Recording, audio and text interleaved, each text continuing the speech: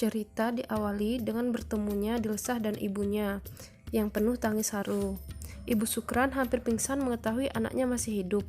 Dilsah mengatakan orang-orang banyak melakukan kejahatan sambil melirik ke Zehra. Belum sempat Dilsah melanjutkan perkataannya, ia pingsan. Hajar membantu menggendongnya.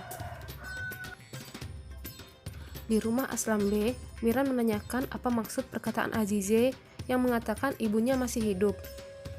Fusun menjawab, "Benar, ibu masih hidup.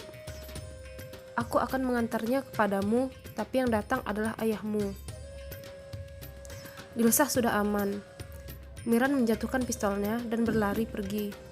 Fusun ikut pergi dan berniat memberitahukan apa yang dialami Dilsah selama ini kepada keluarga Sodoglu. Harun mencegah Fusun dengan mengatakan, "Aku dan Aslan berangkat untuk mengakhiri kemarahan ini, tapi kita kehilangan Aslan. Saya tahu kamu menyalahkan mereka. Jika kamu pergi, maka aku juga akan pergi dari rumah ini." Fusun tetap ingin pergi. Harun mengatakan lagi, "Jika kamu pergi, maka kamu akan kehilangan anakmu."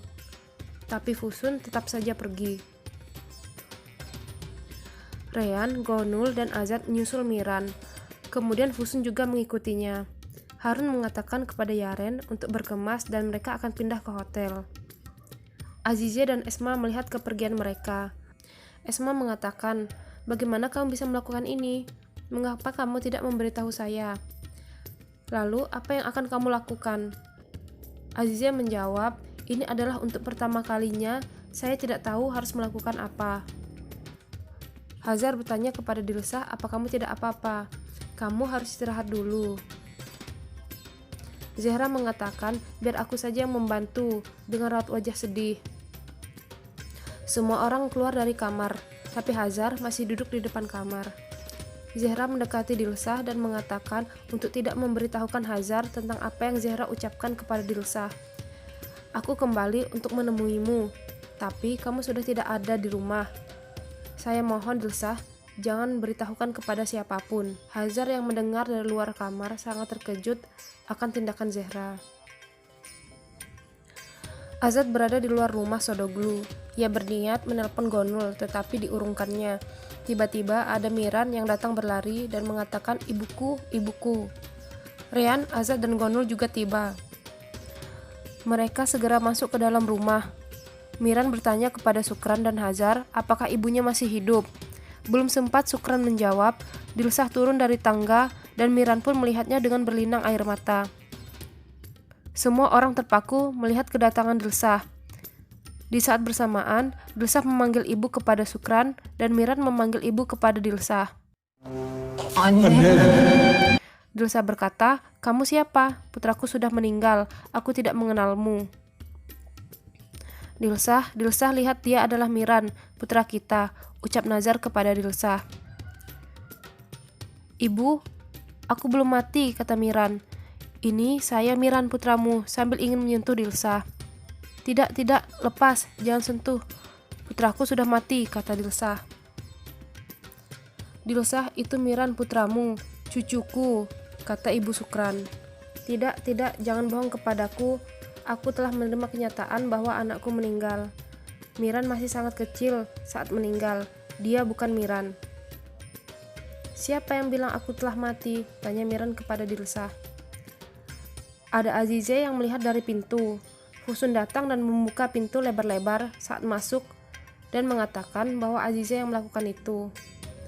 Miran dan Hazar marah namun ditahan oleh Azad dan Firat. Azize mengurung Dilsah selama ini seperti tahanan untuk rencana besar ini. "Lihat betapa takutnya Dilsah," kata Fusun.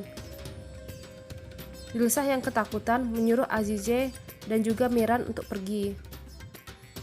"Apa kamu yang melakukannya?" kata Miran. "Kamu mencuri ayahku dan masa kecilku. Kamu pantas mati. Apapun yang aku lakukan, pasti kamu tidak akan memaafkanku," kata Azize. Azize berjalan pergi. "Mau kemana kamu?" "Kemari," ucap Miran. Azize memanggil seluruh warga. Keluar. Semua orang mengikuti Azize menuju alun-alun tempat dahulu dia melempar Reyan dengan masih menggunakan gaun pengantin. Dulu saya tidak ada belas kasihan kepada Ryan. Azize mengatakan semua yang dia lakukan untuk membalas dendamnya. Saya bersalah, saya yang telah melakukan hal yang paling buruk. Kamu memisahkan aku dari ayahku. Kamu bilang ibuku telah meninggal. Padahal kamu adalah nenek yang aku cintai. Aku mencium bau ibuku saat di dekat kamu. Bagaimanapun, kamu adalah Azize Aslambe, orang yang tidak pernah ada penyesalan, orang yang tidak pernah merasa sakit. Sekarang kamu mempermalukan dirimu sendiri untuk meminta maaf. Kamu pikir dengan melakukan ini akan membuatmu bersih. Kamu adalah orang yang berdosa. Walaupun kamu melempar dirimu ke alun-alun 1000 kali, kamu tidak bisa mengembalikan apa yang kamu ambil dari saya, dari Ryan, dari ayah saya, dan dari ibu saya, ucap Miran. Azize berkata, berapa harga dosa-dosa saya? Aku juga tidak tahu bagaimana meredakan amarah di dirimu. Dunia ini terlalu berat untuk kita berdua. Lalu Azize mengambil pistol dari Mahmud dan menodongkan ke kepalanya. Miran, dosaku besar, tapi rasa sakitku terlalu besar. Karena kematian putraku, aku melakukan ini. Azize bersiap menekan pistol, namun Ryan mencegahnya. Mereka berebut dan terdengar suara letusan. Siapakah yang akan tertembak? Tunggu di part selanjutnya ya.